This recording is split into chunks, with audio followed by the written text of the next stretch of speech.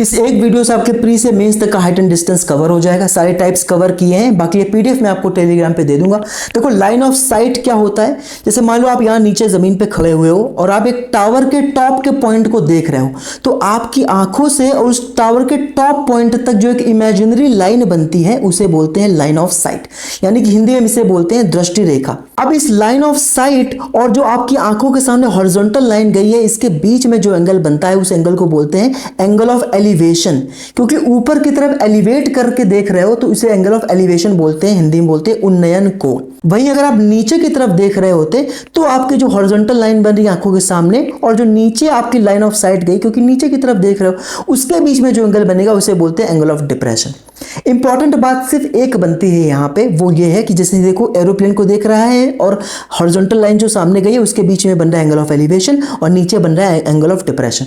होता यूं है कि जो जैसे मान लो डॉग खड़ा हुआ है, अब डॉग के सामने जैसे मान लो इस तरह से एक हॉरिजॉन्टल लाइन गई है ग्राउंड में, मान लो ठीक है, एक क्षैतिज रेखा इस तरह से गई है और इसकी आंखों के सामने क्षैतिज रेखा इस तरह से गई है।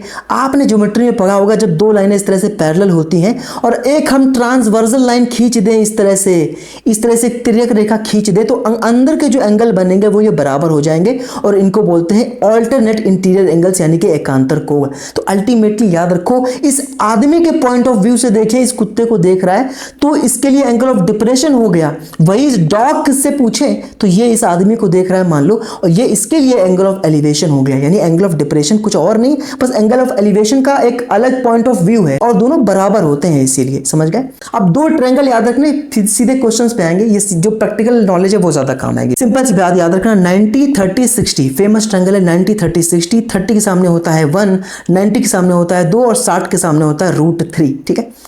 90 45 45 ट्रायंगल होता है 1 1 √2। 45 के सामने 1, फिर 45 के सामने 1 और 90 के सामने होता है √2। ठीक है, हम सीधे सवाल पे आएंगे, सीधे वही समझ आएगा आपको।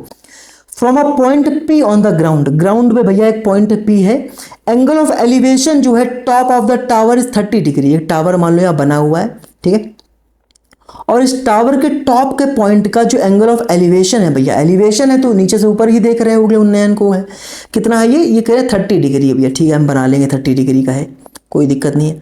आगे कह रहा है if the distance of point P from the foot of the tower is 510 metre. कह रहा है भैया जो टावर का फुट है ना और P तक की जो डिस्टेंस है वो 510 मीटर की है। तो आपने कहा कोई दिक्कत नहीं है।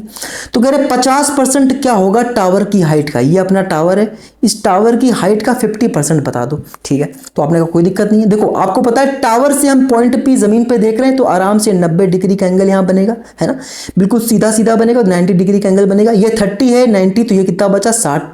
ठीक है, अभी मैं बता के आया हूं 90 30 60 क्या होता है, एक मिनट रुकिए, 90 30 60 30 के सामने होता है 1 यूनिट, तो 60 के सामने होता है √3, 90 के सामने 2 होता है। हमें इस तो दो से मतलब नहीं है, हमें तो टावर की लंबाई निकालनी, काम खत्म हो गया। √3 की वैल्यू 510 है। अगर √3 की वैल्यू 510 मीटर की है तो 1 यूनिट की वैल्यू आ गई 510 बटे √3। ऊपर नीचे √3 से √3 का गुणा करोगे, ठीक है, तो आ जाएगा कितना, √3 × √3 3 बन जाएगा। 3 से ऊपर से जब भाग दोगे 510 में तो आ जाएगा 17 × 51 यानी 170 √3, यानी 1 यूनिट की वैल्यू आ गई 170 √3। और टावर की लंबाई थी भी तो 1 यूनिट, लेकिन उसने ये नहीं पूछा, उसने पूछा है इस लंबाई का, इस टावर की लंबाई का 50% बता दो। इसका 50% यानी 1/2 कर दो, कितना आ जाएगा 85 √3। ये आपका हो जाएगा आंसर, यानी ऑप्शन नंबर आपका सी एकदम सही है। सीजल 2021 के प्री में आया था। आगे देखते हैं क्या कह रहा है। एक इंसान जो 1.8 मीटर लंबा है, एक इंसान 1.8 मीटर लंबा है, 30 √3 मीटर अवे खड़ा है एक टावर से। देखो भैया ये रहा टावर, ठीक है, और ये रहा इंसान। इस इंसान की लंबाई है 1.8 मीटर और ये इस टावर से खड़ा हुआ है 30 √3 मीटर की दूरी पर। ठीक है, 30 √3 मीटर की दूरी पे खड़ा हुआ है। द एंगल ऑफ एलिवेशन यानी जो उन्नयन कोण है उसकी आंख से बन रहा है, समझ गए, उसकी आंख से जो उन्नयन कोण बन रहा है टावर के टॉप तक का वो 30 डिग्री का है। अब उसकी आंख यहाँ जमीन में तो होगी नहीं, उसकी आंख तो यहाँ ऊंचाई पे होगी ना भाई, नीचे से खड़ा है, यहाँ पे आंख होगी, ऊपर यहाँ पे, यहाँ से देखोगे उसकी आंख। अब जैसे यहाँ पे क्या था, यहाँ पे उन्होंने कहा ग्राउंड में एक पॉइंट P है तो यहाँ कोई इंसान नहीं खड़ा हुआ था, ठीक, लेकिन यहाँ पे क्या एक इंसान खड़ा है, उसकी ऊंचाई है 1.8 मीटर की, तो आंखें तो ऊपर होंगी टॉप पे एकदम। यहाँ से जो उसकी जो बन रहा है एंगल ऑफ एलिवेशन टावर तक का वो बन रहा है 30 डिग्री। तो मैंने कहा था आंख के सामने क्षैतिज रेखा ले जाओगे और जो लाइन ऑफ साइट होगी उसके बीच में बनेगा एंगल ऑफ एलिवेशन 30 डिग्री का, टावर के टॉप पॉइंट तक। ये अपना टावर है, ठीक है, ये अपना क्या है, ये अपना टावर है, ठीक है। हमसे कह रहा है कि टावर की हाइट बता दो, ठीक है। तो आपको पता है भैया सब कुछ एकदम क्या है, परपेंडिकुलर है, ठीक है, यानी ये 90 है यहाँ पे, ठीक है, सब बराबर चल रहा है एकदम। तो अगर ये 30√3 है तो ये भी क्या हो जाएगा, 30√3 हो जाएगा, ठीक है।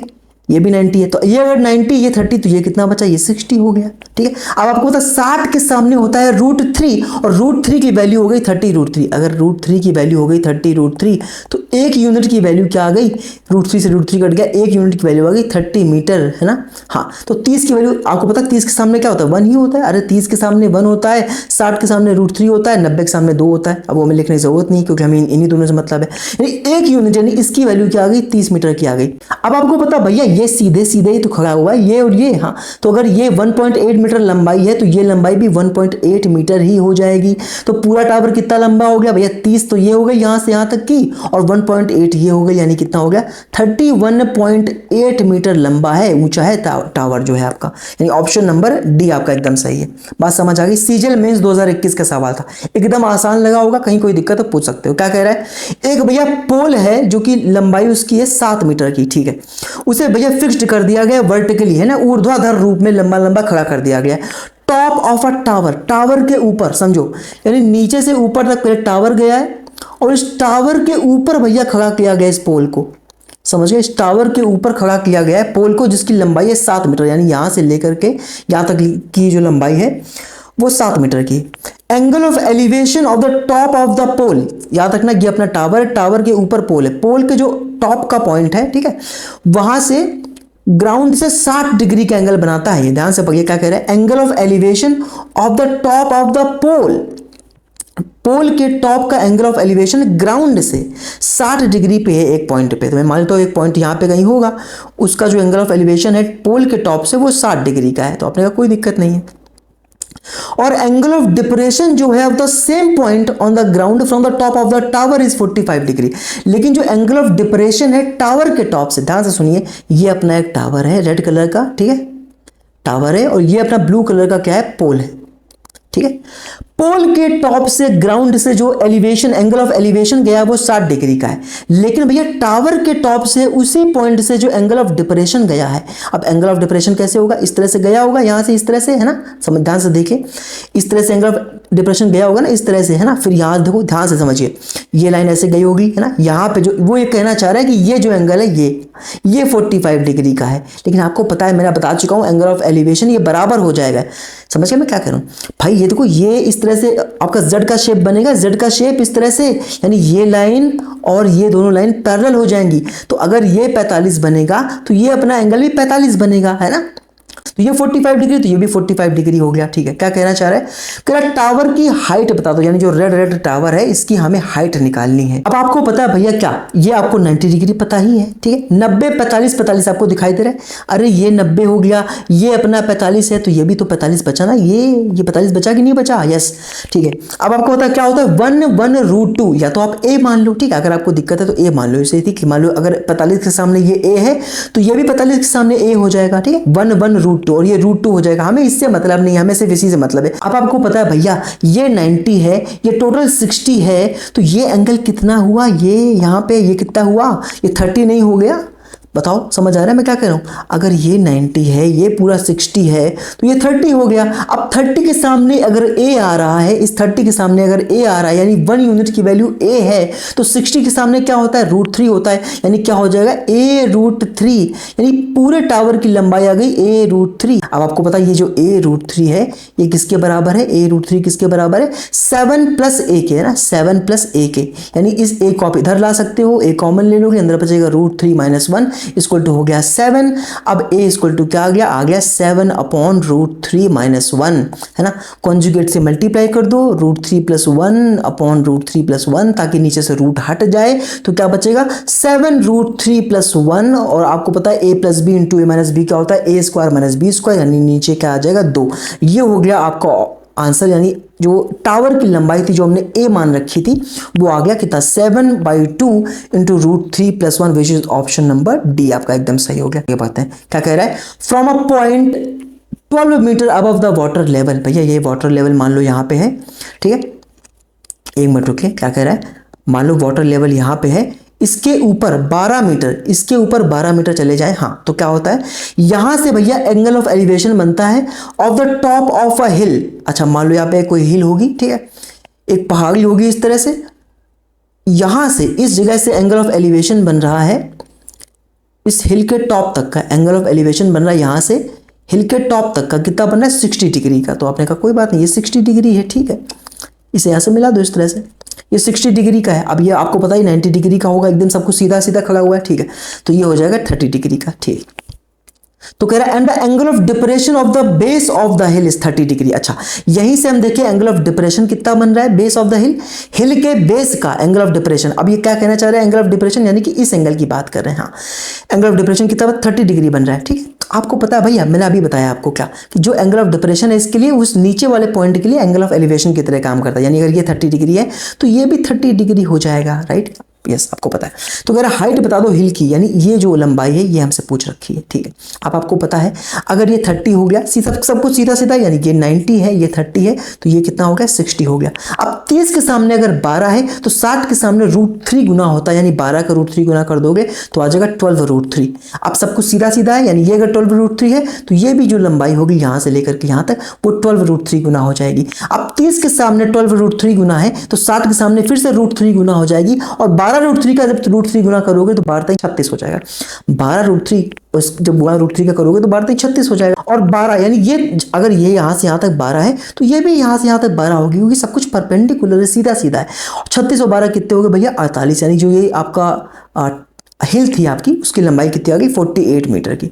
आई होप समझ आ गया होगा, CPO 2019 प्री का सवाल था, बहुत आसान सवाल है, आगे बढ़ता है। क्या कह रहा है, from the top of a hill 96 metre high, एक जो हिल है मैं दिखा देता हूं आपको, मान लो ये हिल यहाँ पे होगी, ठीक है, 96 मीटर ऊंची है ये हिल, कितनी ऊंची है, 96 मीटर की, हाँ। एंगल ऑफ डिप्रेशन बन रहा है दो कारों से जो कि सेम साइड में पार्क है हिल के, अच्छा 30 डिग्री और 60 डिग्री रिस्पेक्टिवली।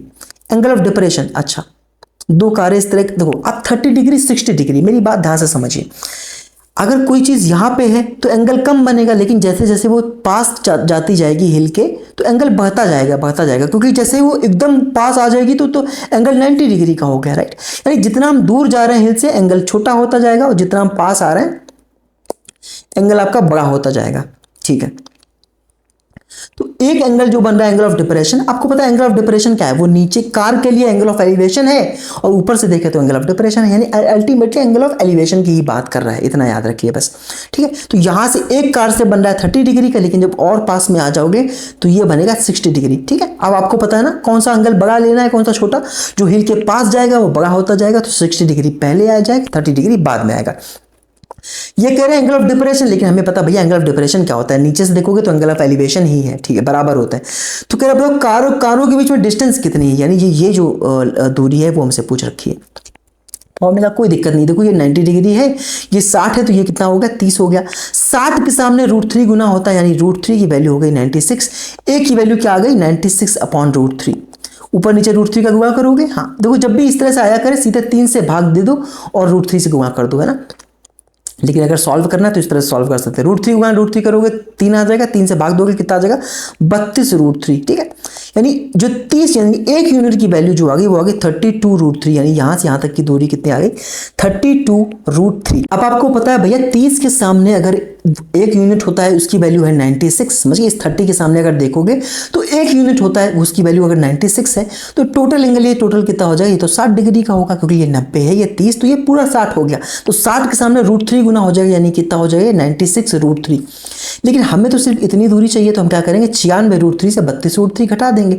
तो 96√3 से 32√3 घटा दोगे तो कितना बचेगा 64√3 ये बचेगा। लेकिन √3 तो आ नहीं रहा, कहाँ यहाँ पे, तो 1.73 रख दोगे √3 की जगह, तो क्या हो जाएगा 64 × 1.73। ये कैलकुलेशन आपको करनी है, ठीक है। 64 × 1.73 तो कर दो, यहाँ पे 4 से गुणा कर दो, हो जाएगा 4 3 12 और 7 6 को 68 और 1 69, ठीक है। और 6 से करोगे 6 3 18 और 17 6 102 और 103 हो जाएगा। तो ये कितना हो जाएगा 2 9 8 17 6 3 9 1 10 यानी 110.72 ये आ जाएगा 110.72। ध्यान से देखोगे तो 111 मीटर आपका आंसर हो जाएगा। उन्होंने कहा भी था नियरेस्ट होल इन नंबर, तो आपको पता है 110.72.5 से ज्यादा है, 111 मीटर आपका आंसर हो जाएगा। आगे बढ़ते हैं, क्या कह रहा है बिल्कुल आसान सवाल है, ठीक है, जल्दी जल्दी देख लेंगे तो फिर जो आगे अच्छे सवाल है वहां पे अच्छा टाइम देंगे, ठीक है। कह रहा है from the top of 120 metre high lighthouse, एक लाइट हाउस है, ठीक है, एक लाइट हाउस है, मान लो यहाँ पे एक लाइट हाउस है, देखा ना मूवीज में देखा होगा, लाइट हाउस होता है वहाँ बहुत ऊंचाई पे लाइट लगी होती है, इसकी ऊंचाई जो है वो 120 मीटर की है, ठीक है। अच्छा, एंगल ऑफ डिप्रेशन बन रहा है दो जहाजों से जो कि अपोजिट साइड में आ रहे हैं, ठीक है, लाइट हाउस से 30 डिग्री 60 डिग्री, ठीक है। अब आपको पता है टावर से यहाँ से लाइट हाउस के ऊपर से देखोगे तो एंगल ऑफ डिप्रेशन हो गया, लेकिन जो नाव आ रही है उनके लिए वो क्या है, उनके लिए वो एंगल ऑफ एलिवेशन ही है। आप समझ के इस तरह से बनाने की जरूरत नहीं है कि चाहिए 30 होगा तो ये 30 होगा, आपको पता ही भैया कि जो नाव इस तरह से आ रही है दोनों तरफ से उनके लिए एंगल ऑफ एलिवेशन है, भले ऊपर से जो देख रहा होगा उसके लिए एंगल ऑफ डिप्रेशन होगा, ठीक है।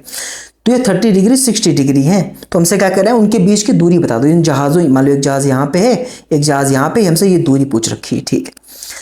अच्छा, आपको पता ही है भैया क्या कि ये 90 डिग्री है, ठीक है, ये 90 डिग्री 30 डिग्री हो गई, ठीक है, और तो ये कितना है 60 डिग्री, ये 90 है, ये 60 है, तो ये कितना है, ये आपका 30 डिग्री का है, ठीक है। अब आपको पता भाई 30 के सामने, अगर आपको 30 के सामने एक यूनिट होता है, एक यूनिट की वैल्यू 120 है, तो 60 के सामने √3 गुना होता है, यानी क्या हो जाएगा 120 √3, यहां से यहां तक की दूरी 120 √3 आ गई। इसी तरह से 60 के सामने होता है √3 गुना, √3 की वैल्यू 120 है, तो 30 के सामने कितना हो जाएगा, मैंने आपको बताया जैसे √3 की वैल्यू आई, आपको 3 से भाग देना है, कितना हो गया 40, और √3 का गुणा कर दो, यानी कि आ जाएगा 40 √3। बार बार बच्चों की तरह लिखने की जरूरत नहीं है। अच्छा, √3 की वैल्यू 120 हो गई, एक यूनिट की वैल्यू 120 अपॉन √3, अब ऊपर नीचे √3 का गुणा करोगे, आना वही है, क्या करना है जैसे √3 के सामने आया 3 से भाग दो 40, और फिर √3 का गुणा कर दो 40 √3, है ना, वही चीज आनी 40 √3, 30 के सामने हो गई 40 √3, एक टोटल कितना आ गया, टोटल आ गया 160 √3, है ना। अब आपको यहाँ पे इस तरह से दे नहीं रखा तो 1 √3 की जगह वैल्यू रख दोगे, क्या 160 इंटू 1.73 जीरो हटा के पॉइंट खिसक के पीछे चला जाएगा, 16 से गुणा कर दो, 16 तेरह 45, 16 सत्ते 112, और 4 कितने हो गए 116, 16 कम 16, 11 कितने हो गए 27, यानी 276.8। अगर ध्यान से देखोगे तो आपको दिखाई देगा 277 मीटर आपका, देखो इन्होंने पूछा राउंडेड ऑफ है, बता दो 276.8, या आप बोल सकते हो 277 मीटर आपका आंसर हो जाएगा, ठीक है। आगे बढ़े, हाँ correct, top of 120 metre high tower, ठीक है, जो एंगल ऑफ डिप्रेशन बन रहा है top of a pole is 45 degree. अच्छा, ध्यान से समझिए क्या कह रहा है एक 120 मीटर हाई टावर है, ठीक है, आपने कहा 120 मीटर हाई टावर, मान लो यहाँ पे 120 मीटर हाई टावर हो गया, हाँ। अच्छा, इसके टॉप से एंगल ऑफ डिप्रेशन बन रहा है एक पोल के ऊपर 45 डिग्री। अच्छा, एक पोल है यहाँ पे, मान लो एक पोल होगा, ठीक है, तो यहां से अगर एंगल ऑफ डिप्रेशन देखिए, आपको पता है टावर के ऊपर से देखोगे तो एंगल ऑफ डिप्रेशन है, समझ गए, ये भैया अपना पोल है और ये अपना क्या है, टावर है टावर के ऊपर से देखोगे तो आपको एंगल ऑफ डिप्रेशन दिखाई देगा, लेकिन जब पोल से देखोगे तो ये क्या है, एंगल ऑफ एलिवेशन है, कितना है 45 डिग्री का, यानी अगर 90 होगी ये 45, तो ये भी 45 होगा, ठीक है। लेकिन कह रहा है एंगल ऑफ डिप्रेशन अगर फुट का देखोगे पोल का तो वो थीटा है। अच्छा, यानी एंगल ऑफ डिप्रेशन अगर फुट का देखोगे टावर के टॉप से एंगल ऑफ डिप्रेशन देखोगे इसके फुट का, तो वो कितना है, वो आपका है थीटा। अब जो टावर के टॉप से एंगल ऑफ डिप्रेशन है वो पोल के बेस से एंगल ऑफ एलिवेशन ही है, समझ गए। तो बार बार हमें इस तरह से बनाने की जरूरत नहीं कि ये थीटा होगा तो ये थीटा होगा, सीधे बना दो, एंगल ऑफ एलिवेशन नीचे से होगा tan थीटा की वैल्यू दे रखी है 3/2, तो कह रहे हाइट बता दो पोल की, यानी ये जो लंबाई है ये हमसे पूछ रखी है, ठीक है। अब आपको पता इन्होंने दे रखा tan थीटा इक्वल टू 3/2, ठीक है। अगर हम इसे बेस को b मान लें, इसको b मान लें, तो ये भी b ही हो जाएगा। अब आपको होता है 90 45 क्या होता है 1 √2, यानी अगर 45 के सामने b है तो इस 45 के सामने ये लंबाई भी कितनी आ जाएगी, b आ जाएगी अब tan थीटा इक्वल टू दे रखा है इन्होंने, कितना हो जाएगा भाई, tan थीटा अगर हम यहाँ से निकालें तो क्या होता है, लंब बटे आधार, यानी कि परपेंडिकुलर अपॉन बेस। तो थीटा के सामने परपेंडिकुलर क्या है, ये पूरी लाइन यानी 120 मीटर, है ना, बटे आधार हमने b मान रखा है, और tan थीटा की वैल्यू उन्होंने दे रखी 3/2, तो यहाँ पे 3/2 यानी 3/2 बराबर कितना हो गया 120/b। यहाँ से सॉल्व करोगे 30 40 120, यानी b की वैल्यू कितनी आ गई 40 दूना 80 आ गई। अगर b भैया 80 आ गया, आपको पता हमें सिर्फ इतनी लंबाई निकालनी है, और ये बराबर ही होंगे दोनों, क्योंकि 90 90 सब जगह 90 90 ही है, ठीक है। तो अगर ये यहाँ से यहाँ तक 80 आ गई, टोटल 120 थी, तो 120 में जब 80 घटाओगे तो कितना बचा 40, यानी समझ गए इस जो पोल की लंबाई आ गई वो कितनी आ जाएगी 40 मीटर की आ जाएगी। ऑप्शन नंबर बी आपका क्या एकदम सही है। बहुत सिंपल सवाल है, आगे बढ़ते हैं। क्या कह रहा है, from the top of a 12 metre high building, एक बिल्डिंग जो है 12 मीटर की ऊंचाई में है, ठीक है, उसका एंगल ऑफ एलिवेशन जो है टावर से वो 60 डिग्री का है, और एंगल ऑफ डिप्रेशन फुट का बन रहा है वो थीटा है, tan थीटा की वैल्यू ये है, तो ठीक है, इस सेम क्वेश्चन आ गया, ये क्वेश्चन आप खुद से करोगे, ठीक है। बिल्कुल सेम क्वेश्चन, बट 3/2 की जगह 3/4 दे रखा है, ठीक है, ये क्वेश्चन आप खुद से लगाएंगे। क्या कह रहा है, कह रहा है गर्ल है जो कि 1.2 मीटर टॉल है। अच्छा, ये जो गर्ल है यहाँ पे मान लो गर्ल है, इस गर्ल की जो लंबाई है वो 1.2 मीटर की, ठीक है। Just see the sun over 3.62 metre tall wall. अच्छा, इसके सामने एक दीवार खड़ी है, इस गर्ल के सामने एक दीवार खड़ी है, उस दीवार के जस्ट ऊपर वो और सूरज को देखती है जस्ट ऊपर, ठीक है, और उस दीवार की लंबाई कितनी है 3.62 मीटर की। अच्छा, समझ गए, इस तरह से दीवार होगी, दीवार के सामने एक लड़की खड़ी है जिसकी ऊंचाई है 1.2 मीटर की, और वो सन को देखती है इस दीवार के ऊपर, मतलब हल्का सा है ना पीछे से जा होगा तो दिख रहा है उसको 3.62 मीटर, ठीक है, which is 2.42 metre away from her, यानी इस गर्ल से और जो दीवार की दूरी है वो 2.42 मीटर की है, ठीक है।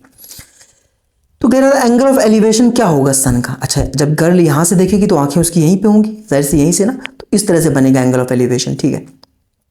हमसे एंगल ऑफ एलिवेशन पूछ रखा है, आपको पता है अगर ये 2.42 है तो ये भी 2.42 हो जाए, क्योंकि सब 90-90 है ना भैया, हाँ 90-90, ठीक है। अब आपको बहुत अच्छे से पता है कि अगर ये 1.2 है तो ये भी 1.2 ही होगा भैया, सब कुछ 90 डिग्री है ना, सीधा सीधा 1.2 तो ये कितना आ गया फिर 3.62 से 1.2 घटा दो तो कितना बचेगा 2.42 है ना, यही बचेगा भाई 2.42, और इसमें जब 1.2 जोड़ोगे तो आएगा कितना 3.62, ठीक है। ध्यान से आपको दिखाई पड़ रहा होगा भैया ये भी 2.42 है, ये भी 2.42 है, बराबर हो गए दोनों, है ना। कैसे, अगर ये 90 है तो जाहिर सी बात है ऐसा तभी हो पाएगा जब ये भी 45 होगा और ये भी 45 होगा, क्योंकि 90-90 45-45 होता है ना, 90-45-45 यानी 1/√2 बराबर, तभी तो बराबर आते हैं कि नहीं आते, हाँ, यानी जो एंगल ऑफ एलिवेशन होगा वो कितना आ गया 45 डिग्री का आ गया। बात समझ आ गई। अरे ये भी 2.42 है, ये भी 2.42 है, आपको पता है ये 1.2 तो ये भी 1.2 होगा, तो जैसे 3.62 से 1.2 घटाया, 3.62 से 1.2 घटाया तो आपको कितना आ गया 2.42 आ गया, राइट, यस। आपको पता है ऐसा कब होता है 1/√2 जब ये एंगल आपके दोनों बराबर होते हैं, यानी ये दोनों लंबाइयाँ बराबर हैं, ठीक है, बराबर लंबाइयों के सामने बराबर एंगल के सामने ही बराबर हो जाए होती हैं, तो आपने कहा ये अगर 2.42 ये भी 2.42 तो ये भी थीटा, ये भी बराबर हो गए दोनों, यानी ये भी 45 ये भी 45, ठीक है भाई। 90 सम तो 180 है ना, अगर ये 90 तो बाकी दोनों का सम 90 बचा, अगर बराबर है तो 45 ये 45 वो, बात खत्म हो गई। जो एंगल ऑफ एलिवेशन है वो कितना है सन का 45 डिग्री। क्या कह रहे हैं, एक पतंग है भैया जो ऊंचाई कितनी ऊंचाई पर उड़ रही है 138 मीटर ग्राउंड से। अच्छा, ये मान लो काइट है यहाँ पे, ये 138 मीटर की ऊंचाई पर उड़ रही ग्राउंड से, कितने मीटर की 138 मीटर की ऊंचाई पे, ठीक है। ये एक धागे से बंधी हुई है जो कि 45 डिग्री का एंगल बना रहा है हॉरिजॉन्टल से।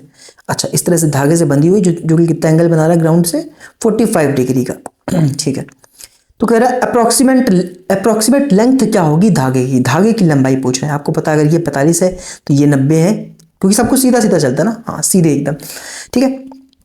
अगर ये 90 डिग्री है, ये आपका 45 डिग्री, तो 90-45-45 ये एंगल बनेगा 90-45। अरे भाई सम तो आपका फिक्स्ड है ना 180 डिग्री, अगर ये 90-45 तो 135 बचेगा 45, सिंपल सी बात है। तो 1/√2 भैया कितना हो गया, अगर ये 45 के सामने 1 होता है, इस 45 के सामने 1 होता है, तो यहाँ पे √2 गुना होता है, यानी अगर 1 की वैल्यू 138 है तो इसकी लंबाई कितनी हो जाएगी स्ट्रिंग की 138√2 है ना, ये हो जाएगी। लेकिन यहाँ पे इस तरह से दिया नहीं गया, इसका मतलब इन्होंने इसको सॉल्व कर दिया है।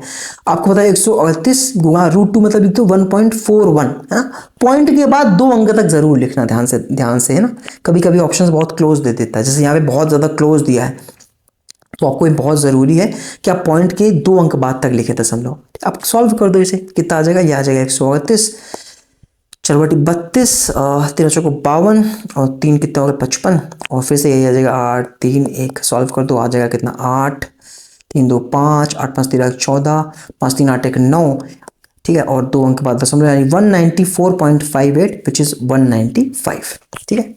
ज़्यादा आ रहा है पॉइंट से तो 195 है ना, बहुत लोग यहाँ गलती कर देते 193 लगा देते, हो सकता है अगर 1.4 तक लेते हैं ना, या 194 लगा देते, लेकिन आपको क्या लगाना है क्योंकि 0.5 से ज़्यादा आ रहा है तो 195 आपका क्या एकदम सही आंसर है। बात समझ आ गई। ठीक है, आई होप समझ आ गया होगा। अब आगे कॉन्सेप्ट देखेंगे। देखो कॉम्प्लीमेंट्री एंगल्स की प्रॉपर्टी होती है, कहीं कोई सवाल ऐसा लगा हो समझ नहीं आया तो आप कमेंट करके पूछ सकते हैं। कॉम्प्लीमेंट्री एंगल्स की प्रॉपर्टी होती है पूरक कोण सिद्धांत, है ना।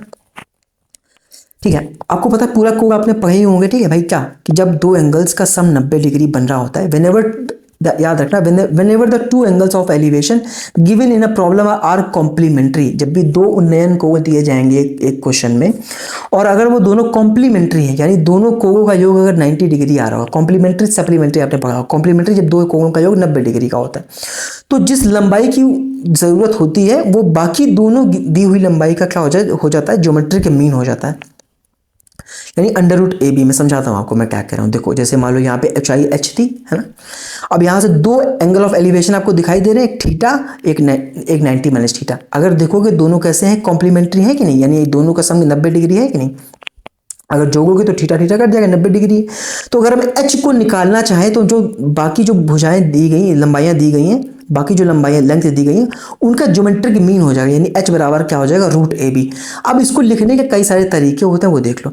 जैसे मान लो यहाँ पे इस तरह से बना हुआ है ना, कि मान लो यहाँ पे कुछ टावर खड़ा होगा, तो यहाँ से एंगल ऑफ एलिवेशन थीटा है, यहाँ से angle of elevation 90 minus theta है। तो देखो दोनों एंगल कैसे हैं, कॉम्प्लीमेंट्री हैं।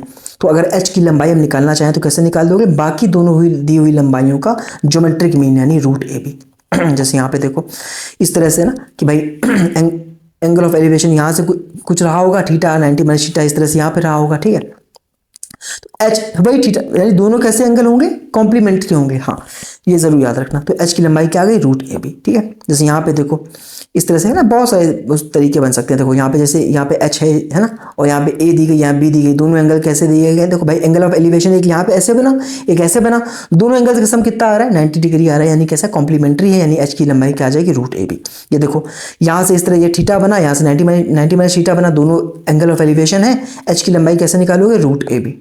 ठीक है, सीधे सवाल से देखो तो ज्यादा समझ आएगा। क्या कह रहा है, angle of elevation of the top of a tall building from the points M and N at the distances 72 metre 128 metre respectively from the base of a building.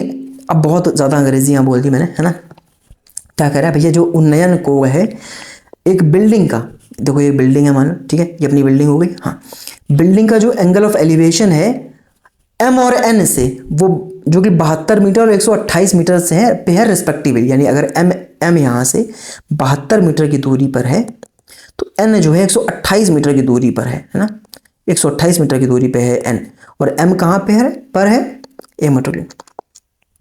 M कहाँ पे है, एम है 72 मीटर की distance पे, यानी अगर ये 72 होगी तो ये पूरी दूरी कितनी है, 128 मीटर की है ना, क्योंकि उन्होंने क्या बोला है, रेस्पेक्टिवली, क्रमशः। ठीक है, from the base of the building, है ना, बिल्डिंग के बेस से। ठीक है, and in the same straight line. हाँ ऑफ कोर्स, और कॉम्प्लीमेंट्री है, यानी ये दोनों एंगल्स कैसे हैं, कॉम्प्लीमेंट्री, यानी अगर इनमें से कोई एक थीटा होगा तो एक 90 माइनस थीटा होगा, है ना। यानी कैसे हैं दोनों, कॉम्प्लीमेंट्री, यानी दोनों को जब ऐड करोगे तो 90 डिग्री का सम आता है।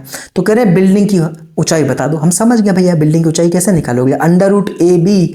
अब अंडर रूट ए बी यानी इन दोनों का रूट में मल्टीप्लाई करना है, 72 गुणा पूरा, समझ गए, एक छोटा एक फिर पूरा लेना है, 128। ठीक है, बस कर दो, सॉल्व कर दो, कोई दिक्कत ही नहीं।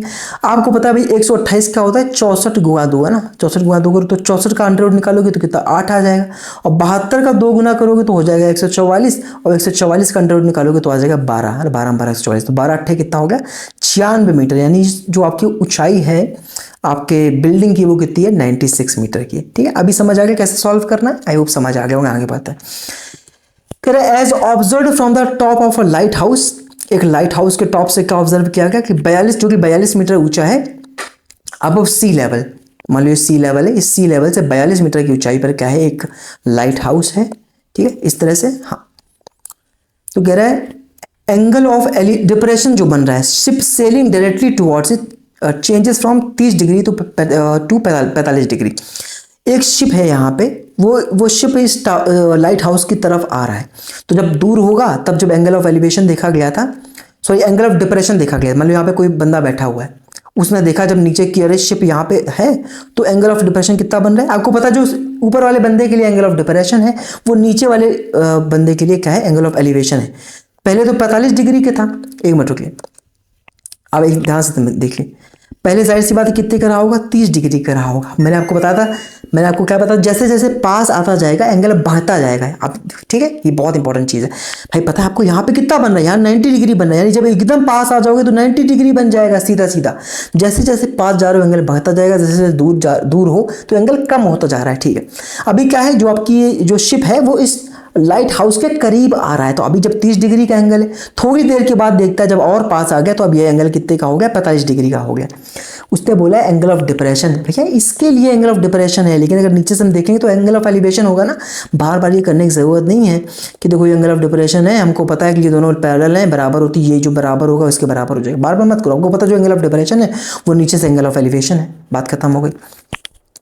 तो क्या distance travelled by the ship during the period, यानी समझ गया, यहां से यहां तक की जो शिप ने डिस्टेंस कवर करी है वो कितनी है। आपको पता है ये 90 ही होगा तो 90 45 45 ये भी 45 हो जाएगा। 1/√2 आपको पता है, अगर ये 42 है तो ये भी 42 हो जाएगा, यानी यहां से यहां तक की दूरी तो कितनी आ गई, 42 आ गई। अब आपको पता है 30 के सामने अगर 42 लिखा है यानी एक यूनिट की वैल्यू 42, तो आपको पता है ये टोटल एंगल कितना हो जाएगा, 60 डिग्री का। तो टोटल कितना आ गया, √3 गुना हो जाएगा, यानी ये टोटल कितना आ गया, 42 √3 गुना। लेकिन हमें तो सिर्फ इतनी लंबाई निकालनी, यानी 42 √3 से ये वाला 42 घटा दोगे तो क्या आ जाएगा, 42 कॉमन आ जाएगा, अंदर बचेगा √3 - 1, यानी क्या आ जाएगा 42 √3 - 1। ये ऑप्शन नंबर सी आपका क्या कितना सही है। ठीक है, जहाज ने 30 एंगल से 45 एंगल तक कितनी दूरी तय करी है, 42 √3 - 1 मीटर। बात समझ आ गया, आगे बढ़।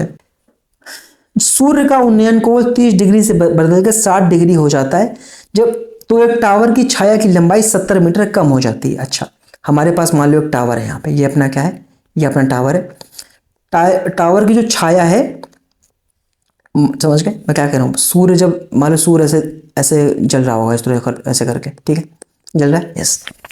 तो सूर्य का जो जब टावर पड़ेगा तो टावर की परछाई इस तरह से शैडो जो नीचे आ रही है ना, ये शैडो है, ये टावर है अपना, ये टावर का शैडो है। ठीक है, तो कह रहा है 30 डिग्री से पहले तो 30 डिग्री था, बाद में क्या हुआ, बाद में ये 60 डिग्री हो गया। तो जैसे जैसे जैसे पास चले जाओगे टावर की एंगल बढ़ता जाएगा। ठीक है, तो आपको पता छोटा छोटा एंगल इधर लेना है, और जैसे अगर बड़े एंगल की बात कर रहे हैं तो वो पास में लेना होता है, जो आपकी वर्टिकल चाहे टावर हो या कुछ भी हो, ठीक, दीवार हो, कुछ भी हो, जैसे जैसे उसके पास जाएंगे एंगल बढ़ता जाएगा। ठीक है, अब ये 60 डिग्री का हो गया, तो कह रहे टावर की जो शेडो 70 मीटर घट जाती है, यानी कि यहां से यहां तक की जो लंबाई है वो कितनी है, 70 मीटर की। हमसे कह टावर की ऊंचाई बता दो। ठीक है, आपको पता ये 90 ही होगा, ये अगर 60 है तो ये 30 हो जाएगा। एक मिनट रुके, ये अगर 90 है, ये 60 है तो ये कितना हो जाएगा, 30 हो जाएगा। ठीक है, और ये 90 है, ये 30 है, तो टोटल कितना हो जाएगा, टोटल हो जाएगा 60 डिग्री का।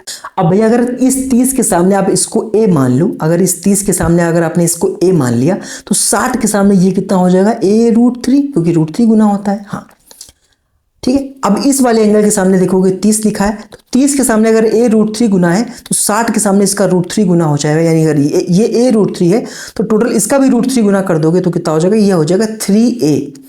यानी अगर इतनी लंबाई निकालें तो 3a में से a घटा दो तो कितना बचेगा, 2a की वैल्यू आ गई 70, a की वैल्यू आ गई कितना, 35। आपको पता है आपको टावर की लंबाई निकालनी है, यानी कितना हो जाएगा 35 √3, लेकिन यहाँ पे आंसर √3 में तो लिखा नहीं है, यानी √3 की आपको वैल्यू रखनी पड़ेगी, यानी 35 × 1.73। ठीक है, आप गुणा कर सकते हो तो कितना हो जाएगा, 35 से गुणा कर दो, 35 × 105, 35 7 कितना हो जाएगा, 7 × 35 और 7 × 21 3 24 है ना, 245 245 10 कितने हो गए, 255 है ना, और 25 हासिल है, 35 से 35 5 40 20 60, यानी कितना हो जाएगा, 2 अंक बाद 60.55, ये आपका आंसर हो जाएगा, यानी ऑप्शन नंबर बी आपका क्या एकदम सही है।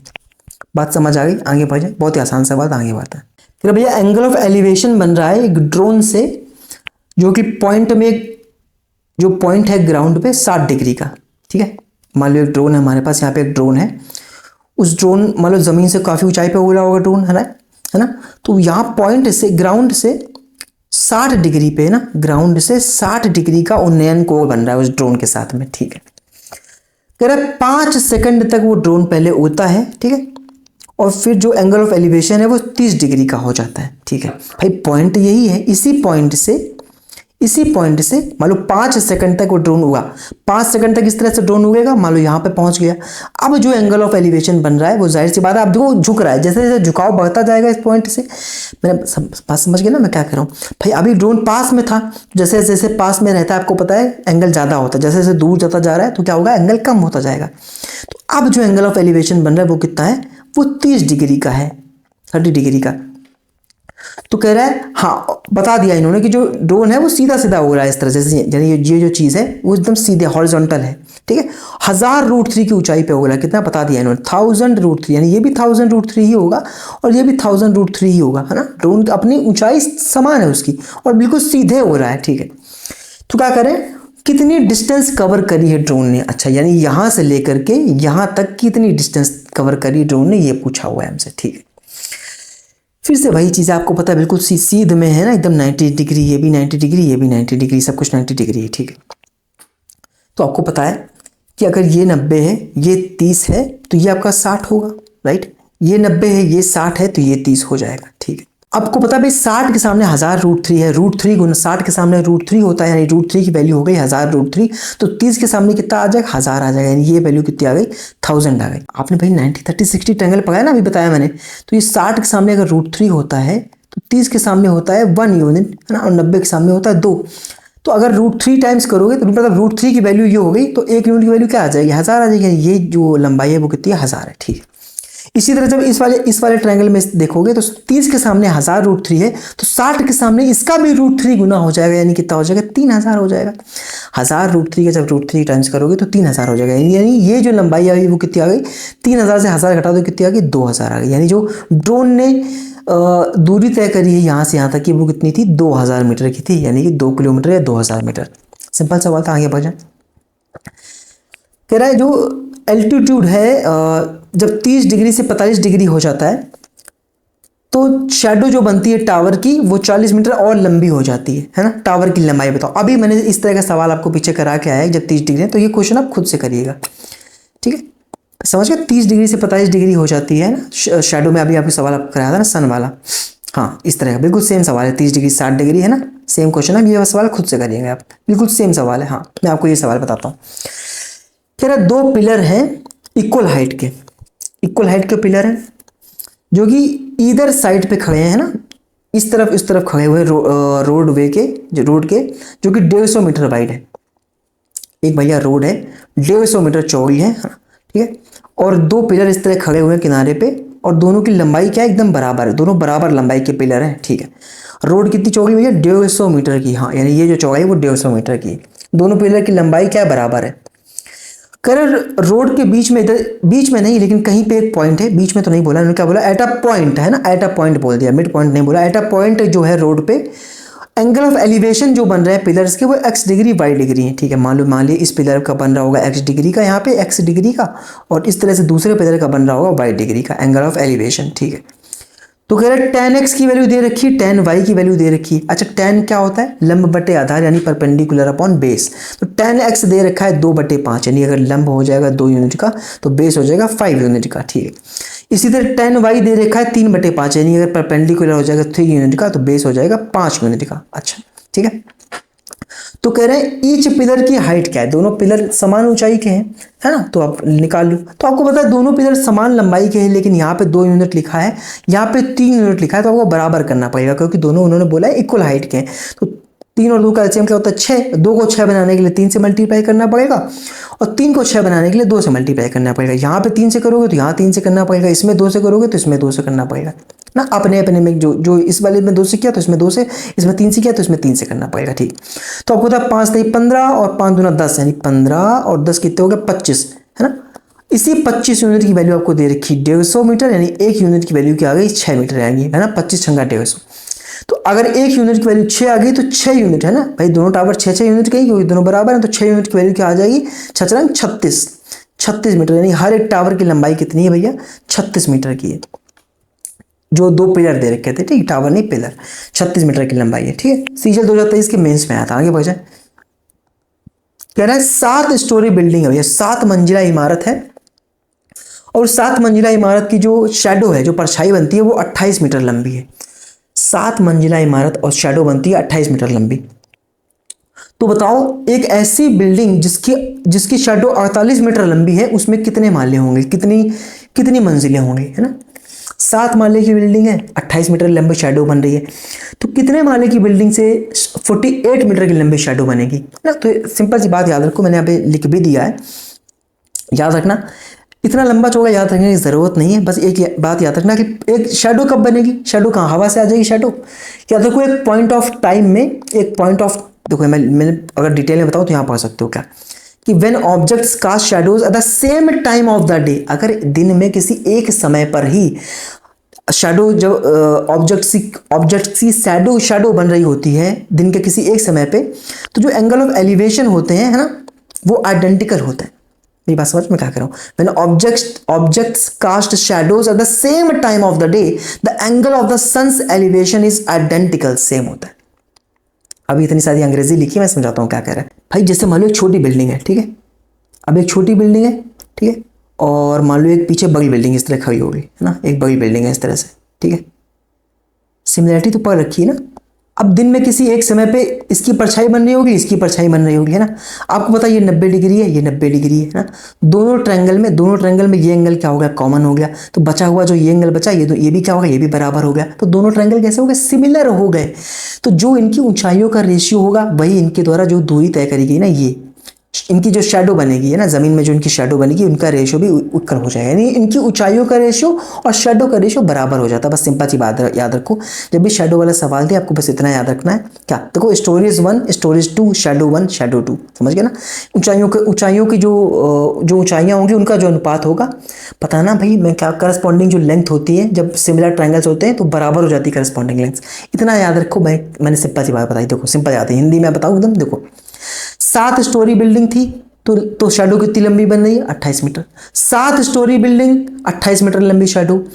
तो अगर 48 मीटर लंबी शैडो चाहिए तो कितने माले की बिल्डिंग चाहिए, आपको पता है ये 4 गुना है, तो ये किसका 4 गुना है, 12 का, यानी 12 माले की बिल्डिंग चाहिए होगी भैया आपको, तभी 48 मीटर लंबी शैडो बनेगी। काम खत्म हो गया, समझ गए।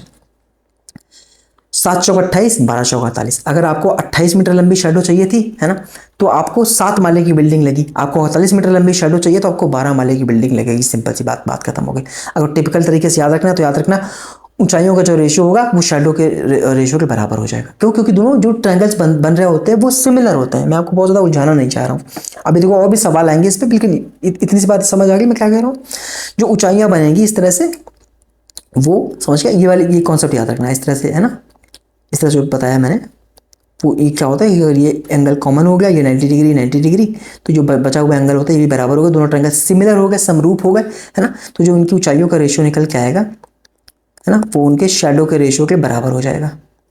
बस इतना याद रखना है, ठीक है। अब ये देखो क्या कर रहा है, वर्टिकल पोल है, खंबा है ना, 28 मीटर ऊंचा है, उसकी जो शैडो बन रही है वो 19.2 मीटर लंबी बन रही है। तो कह रहा बताओ उसी समय पर एक दूसरा खंबा जो है, जो कि 52.5 मीटर ऊंचा है, उसकी शैडो कितनी लंबी बनेगी। आपको क्या करना है, अभी मैंने पीछे बताया आपको, स्टोरेज 1/स्टोरेज 2 शैडो 1/शैडो 2 ना, H1/H2 बराबर S1/S2, इतना याद रखना, बस बात खत्म हो गई, ठीक। 28 मीटर ऊंचा पोल था, है ना, और ये दूसरा पोल कितना ऊंचा है, 52.5 मीटर ऊंचा है। 28 मीटर ऊंचे पोल की शैडो कितनी लंबी थी, 19.2 मीटर। तो जो दूसरा पोल है 52.5 मीटर ऊंचा, उसकी शैडो मान लो S मान लेता हूँ, S की वैल्यू निकाल दो, काम खत्म हो गया, ठीक है। Height upon height, shadow upon shadow, बात खत्म हो गई। काटो से 7 चौक 28, 7 7 49, 7 5 35, ठीक है। अगर मैं, ठीक है, तो यानी एस की वैल्यू क्या आ गई, 19.2 इंटू 7.5 अपॉन 4, ये आ गई। 4 से काट दो, 4 चौक 16, 4 बटे 32, 48 से इसमें गुणा कर दो, कितना आ जाएगा, चाहे 15 से कर दो 2 बार, है ना, 15 से कर दो, फिर 5 से कर देना, 15 8 120, 15 चौक 60 और 12 कितने हो गए, 72 हो गए। अब कर दो 5 से, 5 0 0, 5 दूना 10, 5 से 35 36, 2 अंक के बाद दशमलव लगा दो, यानी कितना आ गया, 36 मीटर, है ना। जो 52.5 मीटर ऊंचे जो पोल है उसकी जो शैडो बनेगी वो 36 मीटर ऊंची बनेगी, 36 मीटर लंबी बनेगी, समझ आ गया। Height upon height, shadow upon shadow, बात खत्म हो गई।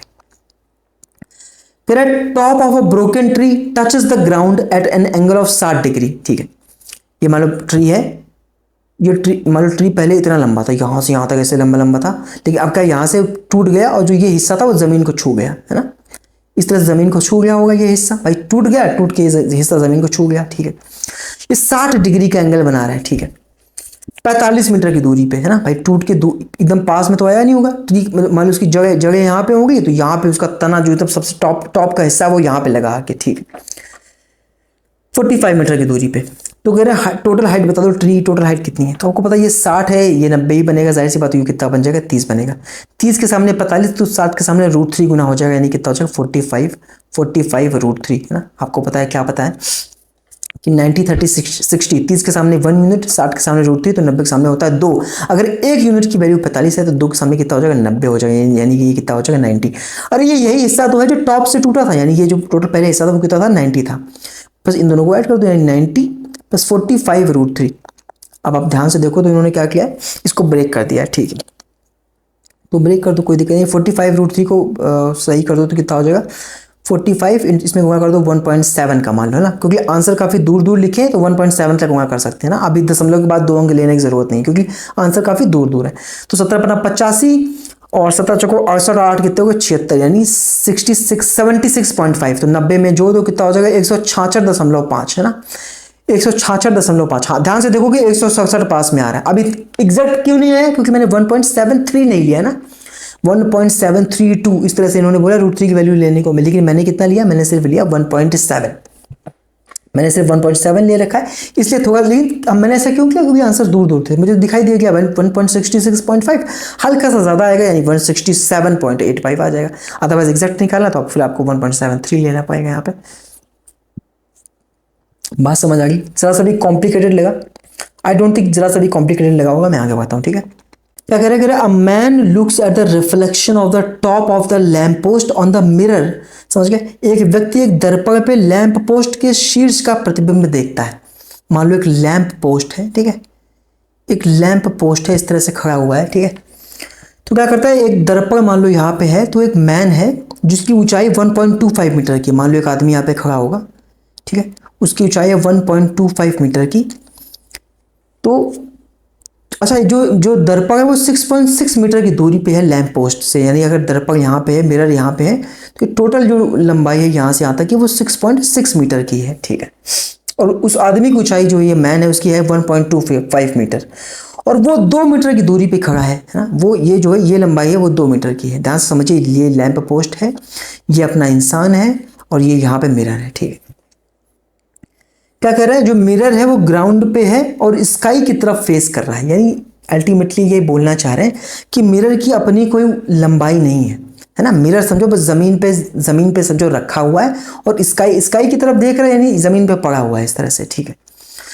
कह रहे हैं जो मिरर है और जो इंसान है ना, और जो लैंप पोस्ट है वो एकदम एक सीधी लाइन में है, ठीक है। वो तो हमने सीधी लाइन में खड़े ही करे हुए हैं। तो कह रहे हैं लैंप पोस्ट की लंबाई बता दो, ऊंचाई बता दो, ठीक है। ध्यान से समझिए मैं क्या कह रहा हूँ। एक यहाँ आदमी खड़ा हुआ है, ठीक है, यहाँ पे एक लैंप पोस्ट है, यहाँ पे एक मिरर यानी कि आईना पड़ा हुआ है, ठीक, दर्पण, तीनों एक सीध में खड़े हुए हैं, हाँ ठीक है। और आईने की अपनी कोई ऊंचाई नहीं, क्योंकि एकदम जमीन में आकाश की तरफ उसका मुंह है ना, शीशा जो एकदम आकाश की तरफ है, तो जाहिर सी बात उसकी खुद की कोई ऊंचाई तो होगी नहीं मिरर की। अब इन्होंने कहा जो इंसान की ऊंचाई है वो 1.25 मीटर की है, जो यहाँ से यहाँ तक की टोटल दूरी है लैंप पोस्ट से लेकर के मिरर तक की वो 6.6 मीटर की है, और जो इंसान खड़ा है वो 2 मीटर की दूरी पे खड़ा है इस दर्पण से। तो कह रहे हैं लैंप पोस्ट की लंबाई बता दो, ऊंचाई बता दो, ठीक है। आप ध्यान से देखोगे आपको कुछ यहाँ पे दिखाई देगा, क्या दिखाई देगा, ये भैया एक सीध में खड़े हुए हैं कि नहीं खड़े हुए हैं, ये एक सीध में खड़े हुए हैं ना, उन्होंने खुद बोला भी एक सीध में, तो आपको दिखाई देगा। मैंने सब कुछ लिख दिया है नीचे, लेकिन आप ध्यान से समझो पहले, ये 90 डिग्री 90 डिग्री, दोनों में ये एंगल कॉमन है कि नहीं। आपको 2 ट्रायंगल दिखाई दे रहे हैं, एक छोटू ट्रायंगल दिखाई दे रहा है और एक बड़ा ट्रायंगल भैया आपको दिखाई दे रहा है, छोटा ट्रायंगल और एक बड़ा ट्रायंगल दिखाई दे रहा है, ठीक है। ये 90 डिग्री, ये 90 डिग्री, दोनों ट्रायंगल में, छोटे ट्रायंगल और बड़े ट्रायंगल में ये एंगल कॉमन हो गया। तो भैया जो ये बाकी का एंगल बचा ना, ये वाला, ये अपने आप बराबर हो जाएंगे, यानी ये कैसे हो जाएंगे, 2 सिमिलर ट्रायंगल बन जाएंगे।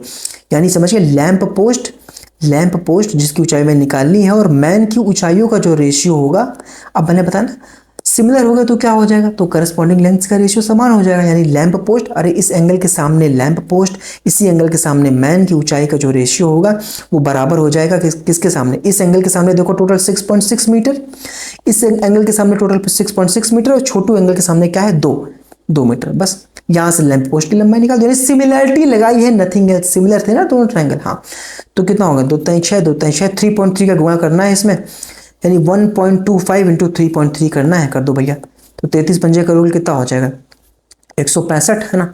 33 दूना 66, 6 72, 10 82 है ना। और 33 से कम 33 8 कितना हो जाएगा 41, और 3 अंक के बाद दशमलव आ जाएगा, यानी 4.125 ये आ जाएगा 4.125, जिसे इन्होंने लिख दिया है 4.13। ठीक है, 4.13 मीटर्स आपका आंसर हो जाएगा। इससे आसान एक्सप्लेनेशन इस सवाल का नहीं हो सकता। बाकी मैंने कुछ बेसिक्स लिख दिए, आप देख सकते हैं यहाँ पे। फिर भैया एक पोल है जो वर्टिकली खड़ा हुआ है ना, ऊर्ध्वाधर खड़ा हुआ है रोड के ऊपर। ठीक है, ठीक है, रोड ऐसी है जो नॉर्थ से साउथ की डायरेक्शन में जा रही है। अच्छा, पी और क्यू जो दो पॉइंट हैं वो पोल के नॉर्थ में, नॉर्थ की तरफ है। अच्छा, मान लो जैसे एक पोल होगा और पोल के नॉर्थ की तरफ, मान लो नॉर्थ इधर होगा, पी और क्यू दो पॉइंट हैं इस तरह से। मान लो यहाँ पी होगा, क्यू होगा, पी क्यू की लंबाई दे रखी है बी। एंगल ऑफ एलिवेशन जो बन रहे हैं पी और क्यू से रेस्पेक्टिवली वो अल्फा बीटा बन रहे हैं, समझ गए। यानी पी से बन रहा होगा अल्फा और क्यू से बन रहा होगा बीटा। तो कह रहे पोल की हाइट बता दो, यानी हमें ये जो है ऊंचाई बतानी है। ठीक है, सवाल समझ आ गया। ठीक है, तो अगर हम ध्यान से देखें तो आप ऑब्जर्व करोगे यहाँ पे ऑप्शन में टेन कॉट दे रखा है। ठीक है, ठीक है, अब आप अगर भाई 90 है, ये अल्फा है। ठीक है, तो यहाँ पे भाई अगर हम इसकी ऊंचाई को h मान लें, ठीक है, अगर इसकी ऊंचाई को h मान लें और ये दूरी हम x मान लें, ठीक है, तो अब tan अल्फा अगर यहाँ से निकालूँ तो क्या निकल जाएगा, tan अल्फा निकल जाएगा परपेंडिकुलर अपॉन बेस, यानी h अपॉन x। तो x की वैल्यू निकालो यहाँ से तो कितनी आ जाएगी, x की वैल्यू भाई tan अल्फा आ जाएगा नीचे, तो बन जाएगा h कॉट अल्फा।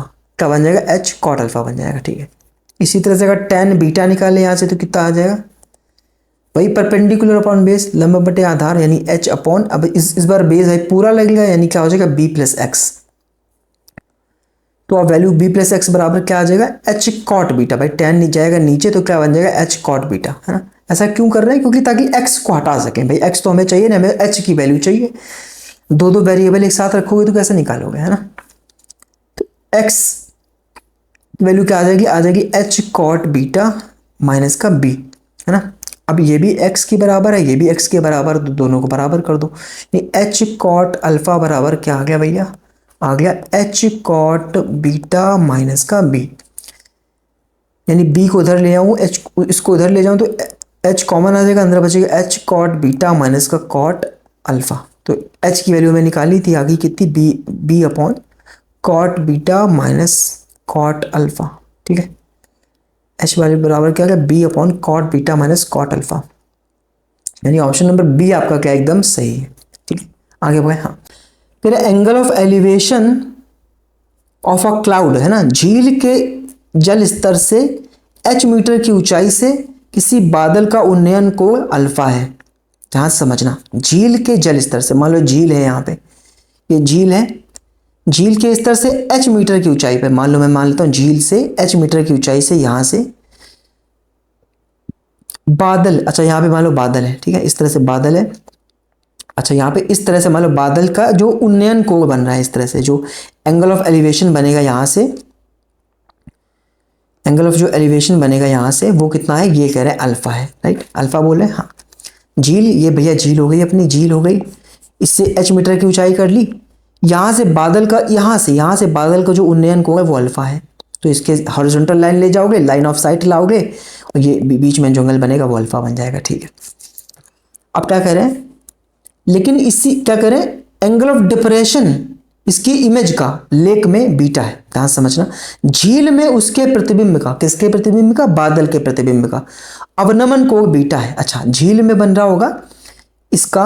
अब अच्छा एक चीज देखो, ये h है यहाँ से यहाँ तक, तो आपको पता सब 90 90 90 होता है, तो ये भी जो ऊंचाई होगी यहाँ से यहाँ तक वो h हो जाएगी। अब नीचे भी बादल का प्रतिबिंब बनना है इस तरह से, तो कह रहे हैं उसका अवनमन कोण, यानी इसी पॉइंट से जो एंगल ऑफ डिप्रेशन देखोगे इसका बादल का, तो वो बीटा है, यहाँ से ये बीटा है, तो ये एंगल बीटा हो गया। तो कह रहे हैं ऊंचाई बता दो क्लाउड की लेक की सरफेस से, लेक की सरफेस यहाँ पे थी, यहां से लेकर के ये ऊंचाई पूछी है। अच्छा, फिर उस ऊंचाई को देखो इन्होंने एम एम एम एम करके लिख रखा है यहाँ पे, तो हम भी मान लेते हैं, हम कोई दिक्कत नहीं, जब एम मान रखा तो हम भी एम मान लेते हैं। ठीक है, एम, ठीक है, यानी यहां से लेकर के हमें m की लंबाई निकालनी। अच्छा एक चीज देखो, अगर ये m है तो नीचे प्रतिबिंब बनेगा वो भी m ऊंचाई, m नीचे तक, m गहराई तक ही नीचे गया होगा, जाहिर सी बात है। ठीक है, तो अगर ये लंबाई निकालें तो ये कितनी हो गई, m माइनस एच हो गई, राइट, हो गई कि नहीं हो गई, m माइनस एच, यस, ठीक है। अच्छा सॉल्व करो भाई, हर जगह कॉट कॉट कॉट दिखाई दे रहा है तो लगा दो कॉट। अच्छा एक चीज देखो, हमें बेस नहीं पता, तो हम बेस को बी मान लेते, कोई दिक्कत तो अपने आप कोई दिक्कत नहीं है ना, बी मानने से कोई दिक्कत तो है नहीं, ठीक, तो हम बेस को बी मान लेंगे, ठीक, कोई दिक्कत नहीं है। अच्छा तो अगर हम यहाँ पे कॉट अल्फा लगाएं मेरे भाई, कॉट अल्फा क्या हो जाएगा भाई, लंब बटे आधार होता है, परपेंडिकुलर अपॉन बेस 10 होता है, तो ये हो जाएगा आधार अपॉन परपेंडिकुलर, यानी B upon M minus H, ये हो जाएगा। हाँ अगर ठीक है तो B upon M minus H, यानी अगर बी की वैल्यू निकालें तो यहाँ से क्या आ जाएगा, M minus H into cot alpha. इसी तरह अगर हम कॉट बीटा यहाँ से निकालें तो कॉट बीटा क्या हो जाएगा, आधार बट्टे लंब, यानी बेस अपॉन परपेंडिकुलर, बेस कितना है, बी ही रहेगा। अरे इस ट्रायंगल, ये देखो ये ट्रायंगल, ये ट्रायंगल जो बन रहा है, ये ट्रायंगल, इसका बेस तो यही है बी, अपॉन इसके सामने लंबाई कितनी हो जाएगी, लंबाई हो जाएगी m प्लस एच, यहाँ से यहाँ तक की दूरी कितनी है भाई, यहाँ से यहाँ तक की m थी, और h भी तो लेनी पड़ेगी m प्लस एच। भाई ये ट्रायंगल पूरा देखो, यहाँ से लेकर के ये ट्रायंगल पूरा, ये m प्लस एच हो जाएगी ना, ये दूरी m प्लस एच नहीं हो जाएगी, हाँ तो m प्लस एच हो जाएगी, यानी यहाँ से b की दूरी कितनी निकल के आएगी, तो आप बोलोगे m plus H into cot beta. ठीक है, पिछले सवाल की तरह हुआ कि इक्वेशन 1 इक्वेशन 2, ये भी b की लंबाई है, ये भी b की लंबाई, दोनों को बराबर कर दो, यानी क्या हो जाएगा, m minus H cot alpha बराबर हो जाएगा m plus H cot beta. ध्यान से एक चीज ऑब्जर्व करो कि m इन्होंने ऑप्शन में लिख रखा था, ठीक है, हालांकि सवाल में इनको लिख देना चाहिए था, लेकिन m इन्होंने ऑप्शन में लिख रखा था, है ना, ठीक है, कोई दिक्कत नहीं। यानी जो झील से बादल तक की ऊंचाई m थी, ठीक है, हमें m की वैल्यू बतानी, निकाल दो वैल्यू यहाँ से, तो ये कितना सॉल्व कर दो, इसे बेसिक है ये, तो m cot alpha minus H cot alpha बराबर आ जाएगा कितना, m cot beta plus H cot beta. अब m वाले एक तरफ कर लो, m को इधर ले जाओगे तो ये अंदर आ जाएगा cot alpha minus cot beta, इसको इधर लेके आओगे तो हो जाएगा cot beta plus cot alpha, या cot alpha plus cot beta लिख सकते, कोई दिक्कत नहीं, दोनों प्लस में ही है ना, cot alpha plus cot beta. तो m की वैल्यू क्या आ जाएगी H cot alpha plus cot beta upon, इसको नीचे भेज दो, cot alpha minus cot beta, ये आपका आंसर आ जाएगा। ठीक है, क्या बोल रहे हैं, m इक्वल टू आ रहा है H cot alpha plus cot beta upon cot alpha minus cot beta, यानी ऑप्शन नंबर बी आपका क्या एकदम सही है। ठीक है, cot alpha plus cot beta, cot alpha minus cot beta, ठीक है, ये हो गया ऑप्शन नंबर बी आपका एकदम सही है। आई होप सारे सवाल समझ आए होंगे। ठीक है, बाकी मुझे कमेंट करके बताना आपको क्लास कैसी लगी, कहीं कोई अगर डाउट आया हो टाइम स्टाम्प लेके आप पूछ सकते हैं। ठीक है, बाकी किसी के साथ मैं बोलूँगा जय हिंद।